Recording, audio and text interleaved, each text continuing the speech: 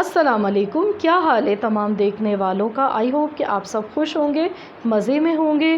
Friends, आज आपके लिए लेकर आई हूँ एप्रिकॉट का मिल्क शेक और ये बहुत ही ज़्यादा हेल्दी है। आप बच्चों को बनाकर ये दें तो बच्चे जो जिस्मानी तौर पर कमज़ोर हैं, काफ़ी वीक हैं, उनके लिए ये बहुत ही ज़बरदस्त और बहुत ही हेल्दी है ये मिल्क शेक। तो आप इसको बनाएं और ख़ुद भी पिएं, बच्चों को भी दें। तवानाई से भरपूर है ये मिल्क शेक। तो चलिए इसकी रेसिपी हम देख लेते हैं। इसको बनाने के लिए मैंने यहाँ पर 1 प्याली मैंने खुबानी ली है और इसको धोकर और मैंने काट लिया है। जो इसका बीज होता है वो मैंने हटा दिया है इसमें से।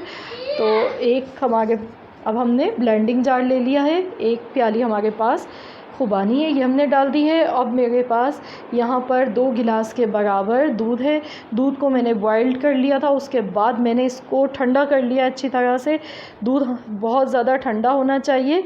और चीनी मैंने डाली हस्बे ज़ायक़ा, तकरीबन 2 चाय के चम्मच मैंने इसमें चीनी डाल दी है। आप टेस्ट के मुताबिक कम या ज़्यादा मीठा कर सकते हैं, जितना आप पसंद करते हैं। और अब मैं इसको ब्लेंड करूँगी बहुत अच्छा सा। तो इसको हम 1 मिनट तक ब्लेंड कर लेंगे।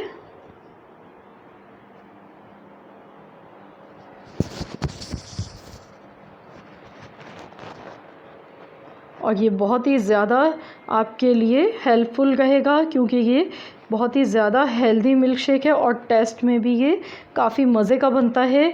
आप ज़रूर इसको ट्राई कीजिएगा। तो हमारा मिल्क शेक बनकर तैयार हो गया है। अब मैं इसको निकाल गई हूँ।